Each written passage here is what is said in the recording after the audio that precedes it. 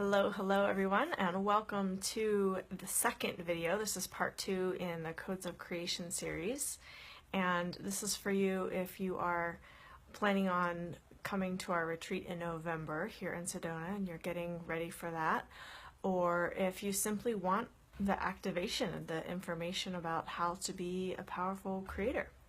So this video is about what happens when you do number 1. So the first video we talked about being the person that is the powerful creator, being the person that has created the thing that you desire, and now you've had a week to work on that, and I gave you your action step last week. And when you start working with being a powerful creator and you start to visualize and feel and sense your creation, you start to be the person that has already created the thing that you desire, what happens then is sometimes the opposite shows up. So you may have heard of the law of polarity, and this simply means that the opposite of what you want shows up. Now, why does this happen? Because when you start to embody your beingness as a creator, anything that's not that has to show itself. Anything that's not the person who is a powerful creator has to show up. Anything that is not in alignment with what you're creating from your heart and your soul has to show up. And so what it often looks like is you put it out there what you want, and you start manifesting, you start doing the law of attraction, whatever it is, however you do it, and whatever's not that shows up. The opposite of what you're desiring shows up, and it's like, well, what's this? Why is this showing up? This isn't what I want.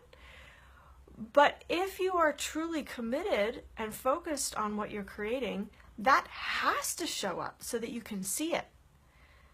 So when you are in the process of creating, simply understand that when the opposite of what you want is showing up, it's because it has to, so that you can clear it, transmute it, release it, so that it's no longer part of you, so that you are more and more in alignment with what you want. So this is probably the least exotic, exciting part of the creation process, because what it means is that you have to do your inner work. You have to heal your inner child. You have to look at your shadow, heal it, integrate it, clear out the cobwebs. It means you have to illuminate those things that you've been shoving under the rug. You have to confront those things that you've been procrastinating on dealing with. You have to confront it and deal with it. It takes a lot of courage. It takes a lot of perseverance. It takes a lot of, trusting yourself and really, truly desiring what you want in order to go through that process of clearing your shadow. So again, this part of the creation process is the least glamorous, but it is the most rewarding, because when you commit to clearing out all that stuff that doesn't serve you, then you put yourself in a place of deeper alignment to what your heart and soul are desiring. So again, we're talking about the law of polarity and what happens when you become, when you decide to take on that embodiment of being a powerful creator, and everything that you don't want shows up. This is actually good news, because it means that you're doing the process. If your life was just always easy and simple and just, glamorous and whatever, that means you're probably not doing the real work. So if it was easy, everyone would be doing it, right? That's what my mentor used to tell me. So this is the part where you really have to dig deep. It's helpful to get support for this part. Know that you're not alone in doing the inner work. Know that you don't have to be alone in doing it. Yes, ultimately you are the only one who can do your inner work, but you are not alone in that process. You don't have to be alone. There are support systems out there for you. You have to reach out and ask for them. You have to sometimes invest in yourself financially to hire someone to help you, a practitioner, someone who does healing work. Whatever it looks like for you, you follow your guidance on what that is for you. But this is the most important thing that you can do to heal yourself. So do you guys have any questions about this part, this second code of creation? Let me know in the comments. Otherwise, again, if you're planning to join us for the retreat in Sedona, that is November 8th through November 11th.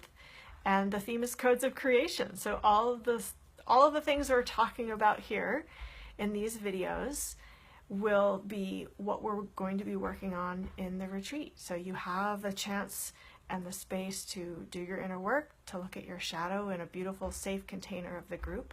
You have a chance to vision and be the person that has created. And I don't see any questions here, so we're going to come back here again next Monday, same time, and talk about the third code of creation. And that one's about being with your energy. So we will dive into that next Monday. If you have any questions and you're watching the replay, feel free to put those in the comments. But essentially, what you're going to do this week, your action step for this week, is to embody a little bit of courage and take a look at your shadow. Take a look at the things that are out of alignment for you with the creations that you desire. Take a look at the things that have been holding you back.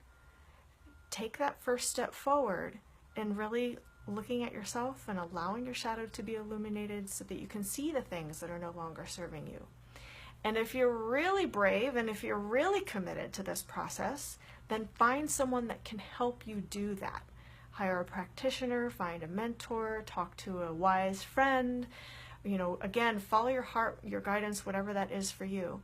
But your action step for this week is to be courageous and look within at the things that are not serving you and holding you back from your creations, and then find someone to support you in that process. All right? Much love, you guys. I will see you next week, same time, same station, for Code of Creation number 3. Much love. Mwah.